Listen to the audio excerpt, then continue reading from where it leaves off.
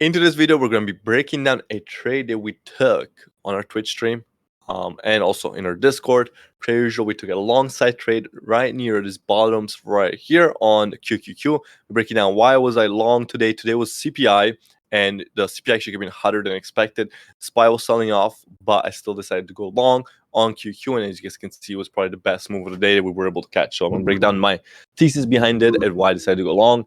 But before getting to that, make sure you hit the like button, support the channel, share this to your friends, share it to your mom, whatever it is. Make sure you just share it and leave a comment down below. So let's just first start off as we always would on a larger time frame. In this case, QQ 50-minute time frame. So the first thing I did is go on a different website and flip the coin. And if heads was to land, I would have gone long, and tails were to land, I would have gone short. In this case today was heads, so I decided to go long. So that's the explanation. Thank you guys for watching, and I'll see you guys in the next video. Peace. You guys like that? No? All right. The real explanation.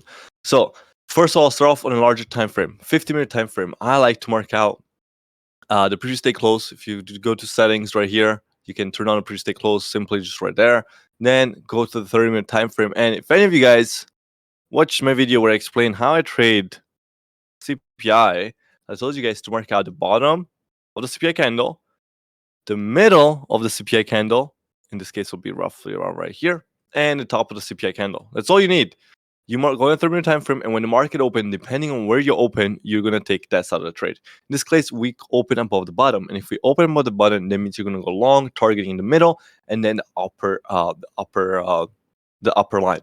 So that was my thesis going into it on the QQ, and this also lined up with the level of support or demand, whatever you call it, right over here, as well as this fair value gap here. And as you can see, it was resistance, broke above it, built the fair value gap, came down, retested it, and now you're going to go pushing.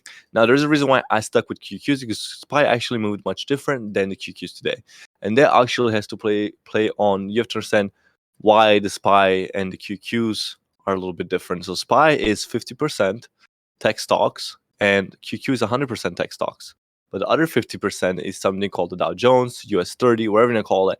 But it's mostly going to be boomer stocks, think about oil, energy, gold, silver, textile, healthcare, all, banking, all this other stuff. And what's currently going on is Israel Palestine conflict and whole that situation. And a lot of that 50% gets impacted by that situation. So it means it's very volatile. That's why SPY has been acting a lot different in QQ. SPY was selling off while QQ actually was holding up these lows, following my plan. So I want something that was a lot less volatile due to outside interference and just stuck to the technical analysis. That's why I decided to go with SPY. And also, if you watch my previous videos, if you go to my YouTube channel, you should be here already, but go watch this video where I talk about a 90% win rate. I broke down how I trade on QQ much better. My win rate on QQ is almost 98% over the last 30 trades. I very rarely take QQ wrong, and that's why over SPY, I decided not to take SPY. Also, we saw some divergence. Talked about that 30-minute candle. Look what happened with over here. You close below those candles. The candles close below. If you draw our middle point, and you went much lower, and now you're kind of having a little rebound, but again, much weaker than QQQ. So for all reasons above, I stuck to QQ, and also I was keeping an eye on some of the major stocks such as Apple. If you go look at Apple, I was keeping an eye on it and see how strong this was holding above the previous day, filled this little overnight gap, and then was holding up very strong. Again, these were stocks that are going to impact QQ more than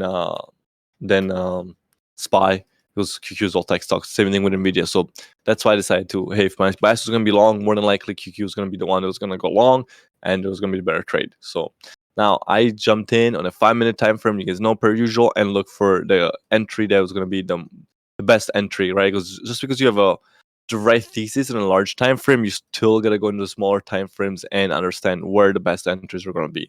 So best entry was going to be right at this yellow dollar line.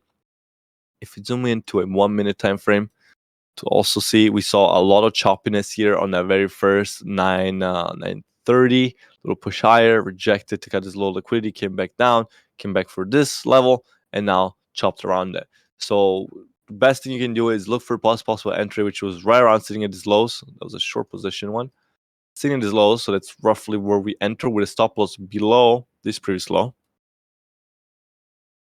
So enter is roughly right here. And we had to set through a little bit of choppiness, and then targets, as mentioned to you guys, was the middle halfway point of that 30-minute candle, and then the very top of that 30-minute candle. In this case, we actually went a little bit higher. You can look for some runners to potentially hit 374 or something around those lines. But it was a combination of technical analysis, my CPI strategy that I've explained multiple times. So you can go back and look at my CPI strategies on the indices that is pretty damn accurate in understanding the market conditions that I'm in. So at the end of the day, you always have to understand like where are the current market conditions, and which one is the path of least resistance. In this case, it would have been the QQ over trading SPY. Hope this video helped. If you get in the chat room, if you're trading with me live every single day, come watch our webinars that we host every single week in the private Discord as well as Trade Live.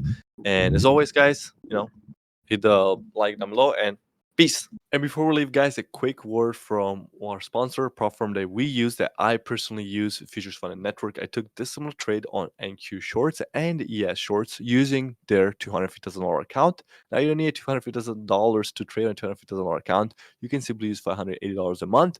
Or if you're not ready for that big of a size, you're a beginner trader, I highly recommend their $50,000 account with only costing you $150 a month. I actually have a 35% off coupon for you guys, so it's not even going to be $150 a month. It'd be like $100 a month to give you access to $50,000 of profit capital, prop firm capital.